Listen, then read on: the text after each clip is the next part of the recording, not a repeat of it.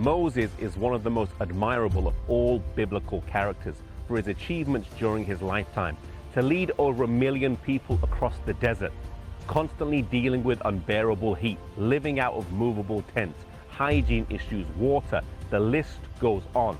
All the while doing this, he was trying to get them to understand who God is and what is sin, salvation, and grace.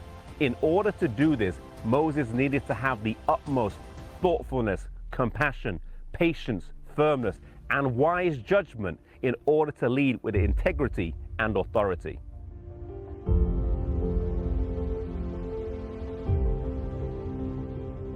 God always provided for his people the necessities of life.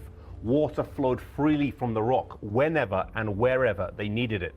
As they neared the promised land after 40 years of wandering, God decided to test their faith, and the water stopped for a short time. Their doubt came back, and Moses was instructed to talk to the rock, and the water would come out.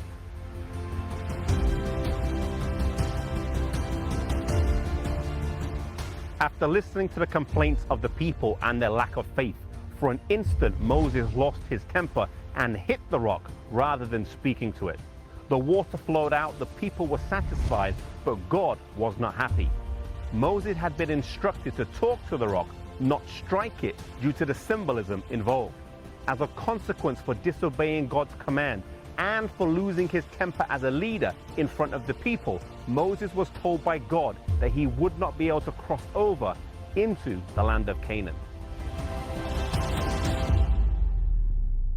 This must have been a terrible pronouncement on Moses. His life had been completely geared towards taking the children of Israel from Egypt to Canaan, something he was committed to doing despite the 40-year delay. And now, even though God tells him he will not enter the land himself, he continues to faithfully lead the people. And now, as they come near to the borders of Canaan, true to his word, God tells him that he must now climb Mount Nebo. Leaving the people one last time, he makes his way up Mount Nebo here in silence and alone. From the top, he could see across where the Dead Sea is today, all the way into the Promised Land. On a clear day today, you can see all the way to the hills that surround Jerusalem.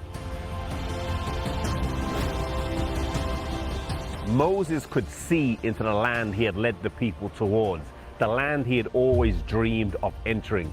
No doubt as he thought back on his life, he contemplated his time in Egypt, his time alone in the wilderness, confronting Pharaoh, leading the children of Israel out of Egypt, crossing the Red Sea, the golden calf, the 40-year delay in the wilderness when nearly everyone who left Egypt died in the wilderness.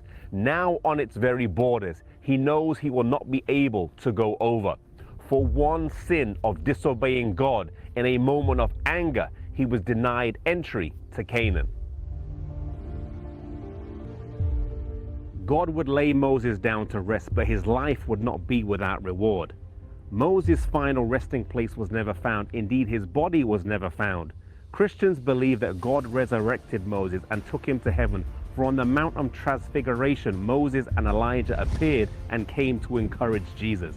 Though he did not see the earthly Canaan, he did see the heavenly Canaan. Moses teaches us that the words and commands of God are specific and not to be taken lightly.